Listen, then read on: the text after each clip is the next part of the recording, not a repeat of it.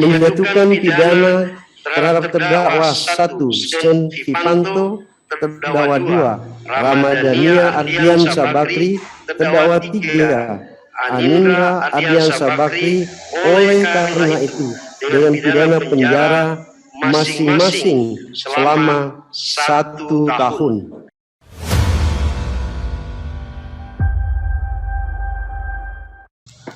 Menimbang bahwa berdasarkan keterangan dari para terdakwa bahwa sejak bulan April 2021 hingga tertangkap oleh polisi, para terdakwa telah beberapa kali mengkonsumsi narkotika sabu yang telah dilakukan di rumah terdakwa 2 dan terdakwa 3. Menimbang bahwa dari fakta tersebut di atas telah nampak niat dari para terdakwa akan memakai atau menggunakan narkotika jenis sabu-sabu, di mana niat tersebut telah mulai dilaksanakan sejak bulan April 2021.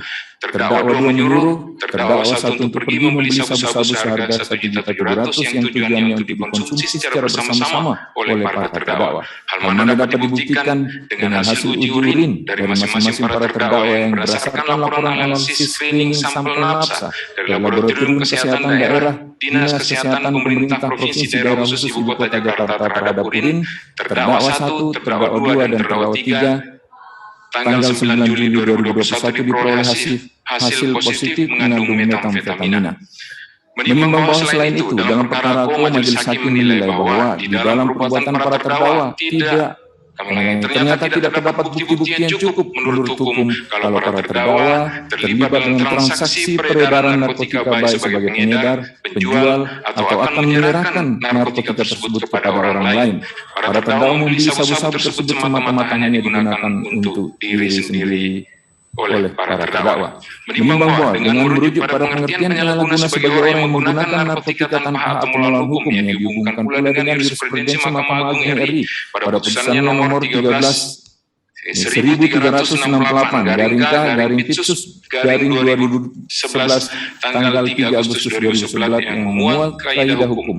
Terdakwa membeli narkotika bukan untuk diperdagangkan atau diperjualbelikan, melainkan untuk dipergunakan. Terdakwa yang bermaksud untuk menggunakan atau memakai narkotika tersebut, tetapi kepemilikan dan penguasaan narkotika tersebut semata-mata untuk digunakan. Sehubungan dengan hal tersebut, maka harus dipertimbangkan bahwa kepemilikan atau penguasaan atas suatu narkotika dan sejenisnya harus dilihat maksud dan tujuan atau kontekstualnya, dan bukan hanya tekstualnya saja dengan menghubungkan kalimat di dalam undang-undang tersebut. Maka walaupun terdapat fakta bahwa terdakwa 2 telah menyuruh terdakwa 1 untuk membeli sabu-sabu, namun dengan jumlah yang tidak lebih dari 1 gram dan tujuan adalah dipergunakan bersama-sama dan tidak untuk dijual, diedarkan atau diserahkan pada orang lain. Menimbang bahwa dari keterangan saksi Hendra Gunawan, saksi Beni Santoso Panjangan, saksi Agus Sugiono, dan keterangan para terdakwa yang dihubungkan dengan hasil pemeriksaan yang termuat dalam berita acara pemeriksaan laboratorium kriminalistik dari Pusat Laboratorium Forensik Badan Reserse Kriminal Polri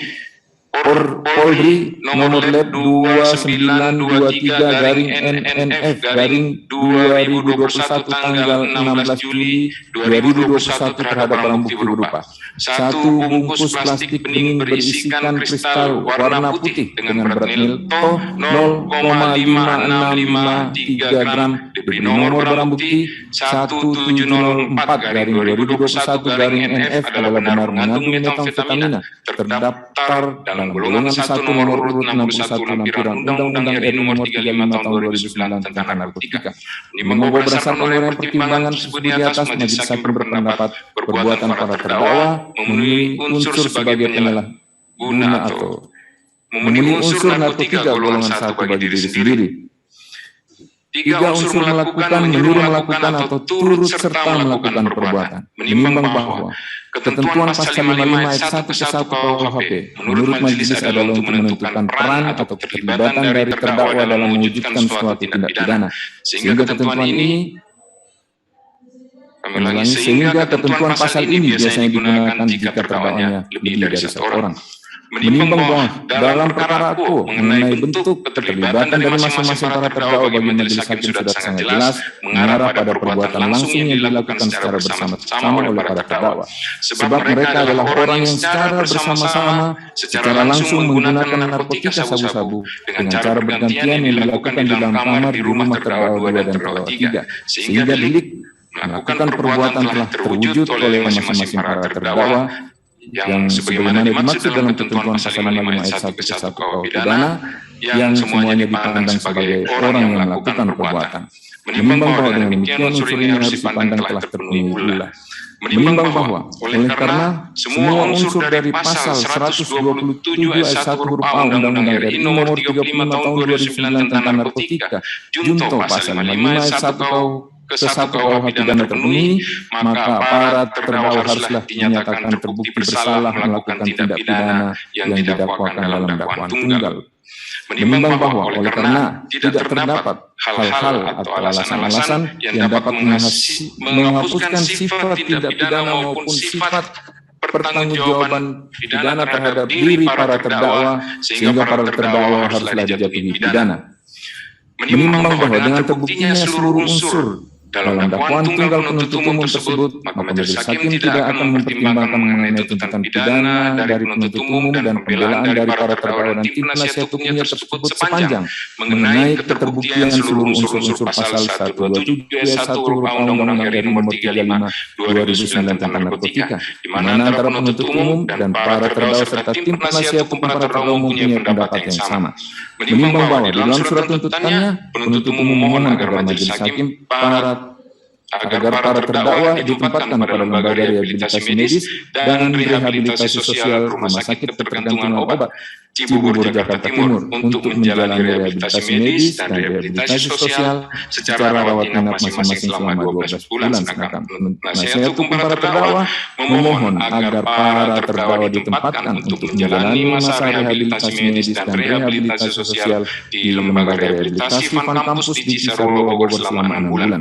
Menimbang bahwa terhadap seluruh pendapat penuntut umum dalam requisitornya dan pembelaan dari para terdakwa dan tim penasihat hukum terdakwa dalam pledoinya selain dan sebagainya dianggap telah terserap dalam seluruh pertimbangan hukum di atas. Menimbang bahwa berdasarkan keterangan saksi Panjianto, saksi Hendra Heruman, saksi Senja Kurnia Putri, dan keterangan para terdakwa serta surat-surat berupa berita acara rapat pelaksanaan asesmen yang dilakukan oleh tim asesmen terpadu Badan Narkotika Nasional Provinsi DKI Jakarta nomor 58/DA strip RAT garing 9/2021 BNNP tanggal 29 September 2021 terhadap Zen Vivanto. Rekomendasi tim asesmen terpadu BNN Provinsi DKI Jakarta nomor Rekom garing 58/9 garing TAT garing HK titik 04 garing 2021 garing BNNP tanggal 7 Oktober 2021 tentang hasil pelaksanaan asesmen dalam proses hukum terhadap Zen Vivanto. Surat Kepala Badan Narkotika Nasional Provinsi DKI Jakarta mengirimkan surat R58/9 TAT 2021 BNNP tanggal 7 Oktober 2021. Kemudian untuk terdakwa 2 berdasarkan berita acara rapat pelaksanaan asesmen yang dilakukan oleh tim asesmen terpadu Badan Narkotika Nasional Provinsi DKI Jakarta nomor 59/DA RAT garing 9/2021 garing BNNP tanggal 29 September 2021.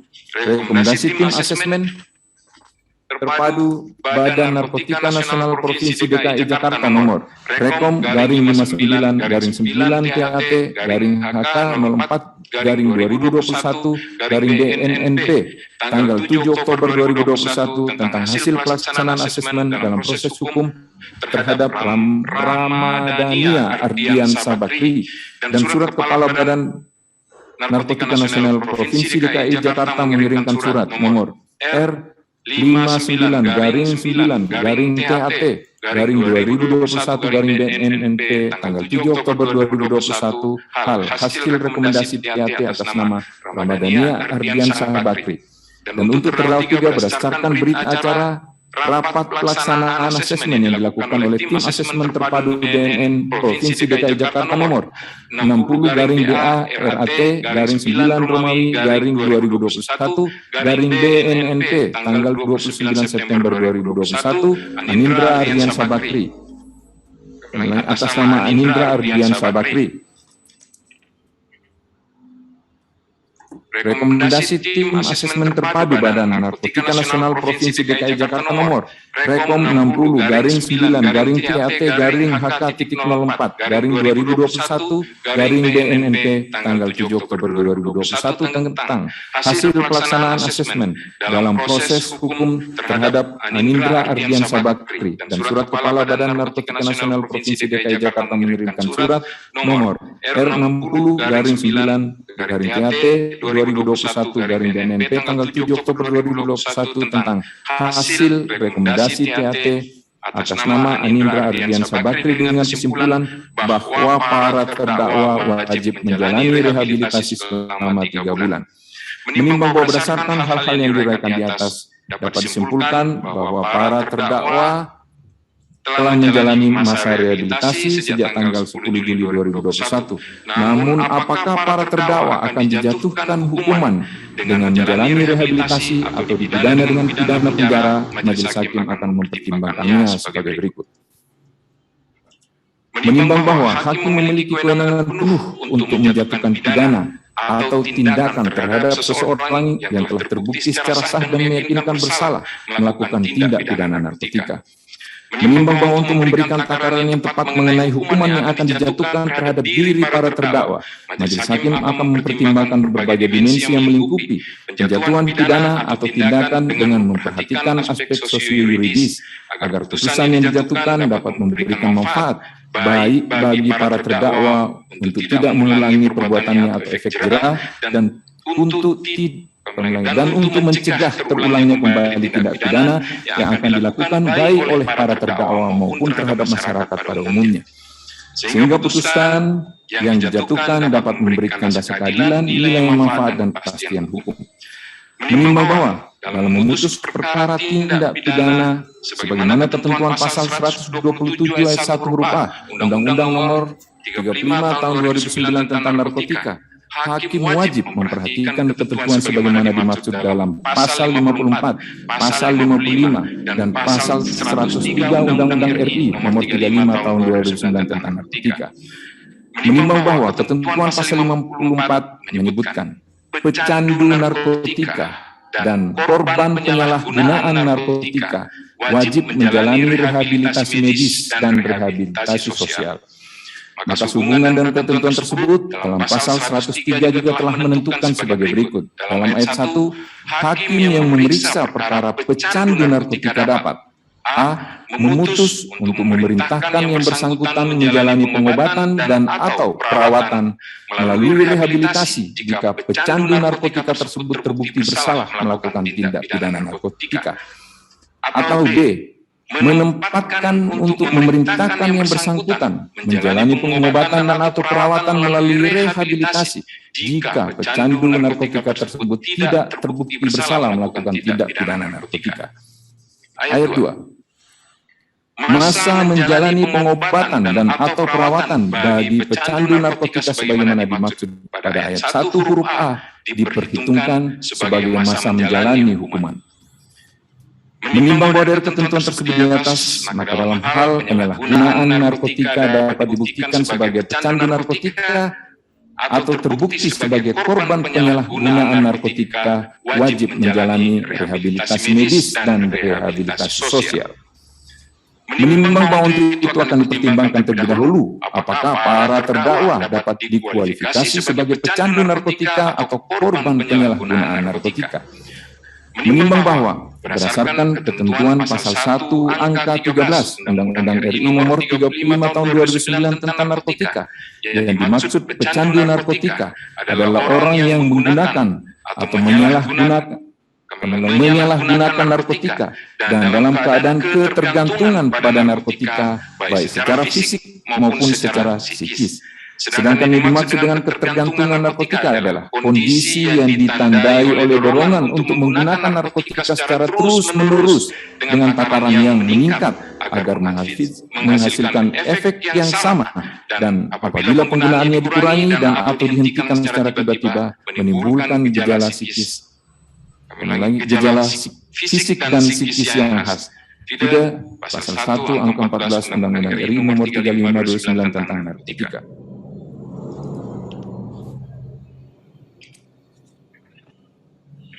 Menimbang bahwa berdasarkan keterangan terdakwa 2, dirinya mulai menggunakan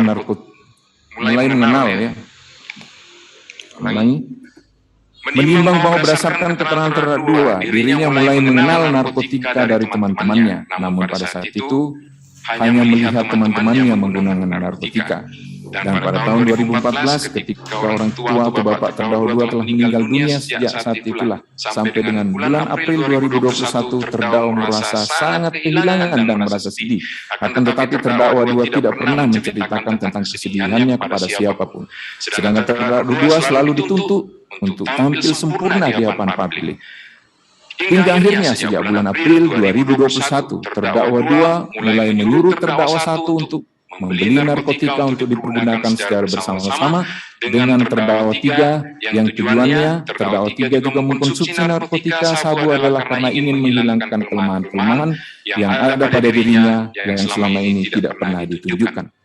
Menimbang bahwa sejak bulan April 2021 hingga tertangkap pada hari Rabu tanggal 7 Juli 2021, para terdakwa sudah 3 hingga 4 kali menggunakan narkotika, dan setelah menggunakan narkotika tersebut, perasaan sedih yang selama ini dirasakan hilang hingga 2 sampai 4 hari kemudian.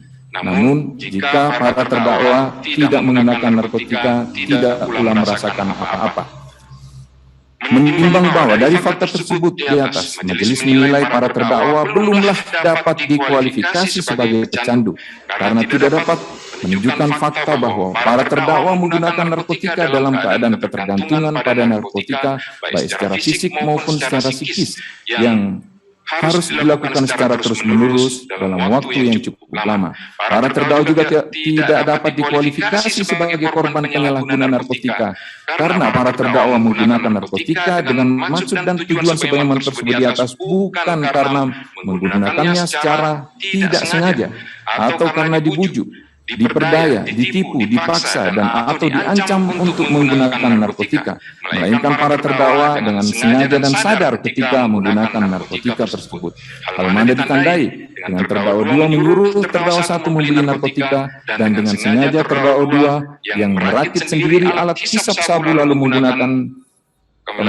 menggunakannya secara bergantian, secara bersama-sama dengan terdakwa 3. Menimbang bahwa berdasarkan pertimbangan di atas, para terdakwa tidak dapat dikualifikasi sebagai pecandu dan atau korban penyalahguna narkotika yang wajib menjalani rehabilitasi medis dan rehabilitasi sosial sebagaimana disyaratkan dalam ketentuan pasal 54 Undang-Undang RI nomor 35 tahun 2009 tentang narkotika.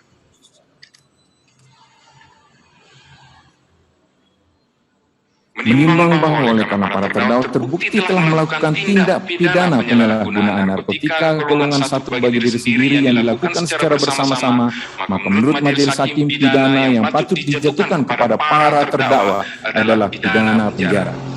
Menimbang bahwa berdasarkan ketentuan pasal 103 ayat 2 Undang-Undang RI nomor 35 tahun 2009 tentang narkotika telah menentukan masa menjalani pengobatan dan atau perawatan bagi pecandu narkotika sebagaimana dimaksud dalam ayat 1 huruf A diperhitungkan sebagai masa menjalani hukuman.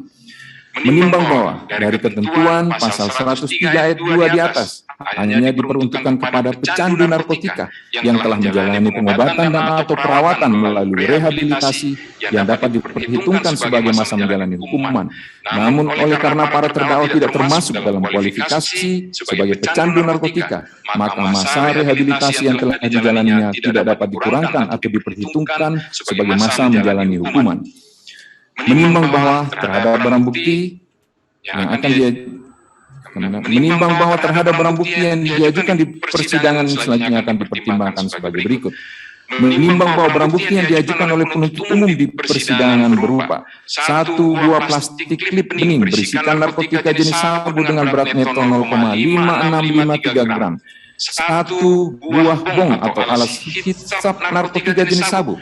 Oleh karena barang bukti tersebut adalah barang atau benda yang digunakan oleh para terdakwa dalam mewujudkan tindak pidana, dan terhadap benda-benda tersebut adalah benda yang dilarang untuk diedarkan kembali, maka beralasan untuk dimusnahkan. Sedangkan barang bukti berupa 1 unit handphone merek iPhone 12 Pro warna abu-abu dengan nomor SIM card 0811 9899999 dengan nomor email 3530741166434. 1 unit handphone merek Oppo A5s warna hitam dengan nomor SIM card 081319191997 dengan nomor email 8662510435725. Oleh karena terbukti barang bukti tersebut adalah barang atau benda adalah alat yang dipergunakan oleh terdakwa 1 dan terdakwa 2 untuk berkomunikasi dalam melakukan tindak pidana dan memiliki nilai ekonomis, maka beralasan untuk dirampas negara. Menimbang bahwa untuk menjatuhkan pidana terhadap para terdakwa, maka perlu dipertimbangkan terlebih dahulu keadaan-keadaan memberatkan dan yang meringankan para terdakwa. Keadaan yang memberatkan: perbuatan para terdakwa tidak mendukung program pemerintah yang sedang giat-giatnya memberantas penyalahgunaan narkotika. Tindak pidana sejenis yang dilakukan oleh para terdakwa di wilayah hukum Jakarta Pusat cukup tinggi. Terdakwa 2 dan terdakwa 3 adalah seorang public figure yang seharusnya dapat memberi contoh yang baik kepada masyarakat, namun berperilaku sebaliknya. Keadaan yang meringankan: para terdakwa belum pernah dihukum. Para terdakwa mengakui terus terang perbuatannya dan berjanji tidak akan mengulangi perbuatannya lagi. Para terdakwa memiliki tanggungan keluarga. Menimbang bahwa berdasarkan pertimbangan keadaan yang memberatkan dan meringankan tersebut, menurut majelis hakim, pidana sebagaimana pada amar putusan sudah layak dan setimpal serta memenuhi rasa keadilan yang dijatuhkan kepada masing-masing para terdakwa. Menimbang bahwa oleh karena para terdakwa dijatuhi pidana, maka harus dibebani pula untuk membayar biaya perkara.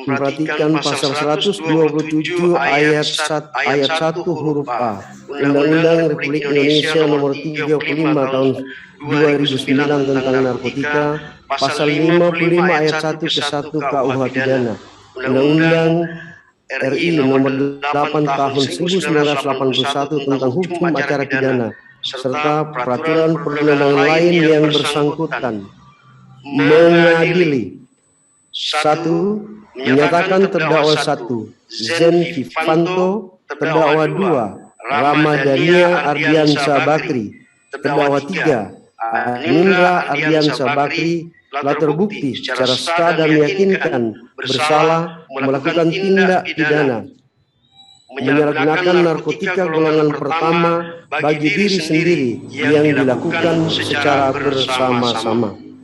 2. Menjatuhkan pidana terhadap terdakwa 1 Zen Vivanto, terdakwa 2 Ramadhania Ardiansa Bakri, terdakwa 3 Anindra Ardiansa Bakri. Oleh karena itu, dengan pidana penjara masing-masing selama 1 tahun. 3. Menetapkan barang bukti berupa 1 buah plastik klip bening berisikan narkotika jenis sabu dengan berat neto 0,5653 gram, 1 buah bong atau alat penghisap narkotika jenis sabu dirampas untuk dimusnahkan. Barang bukti berupa 1 unit handphone merek iPhone 12 Pro warna abu-abu dengan nomor SIM card 081198999999 dengan nomor email 1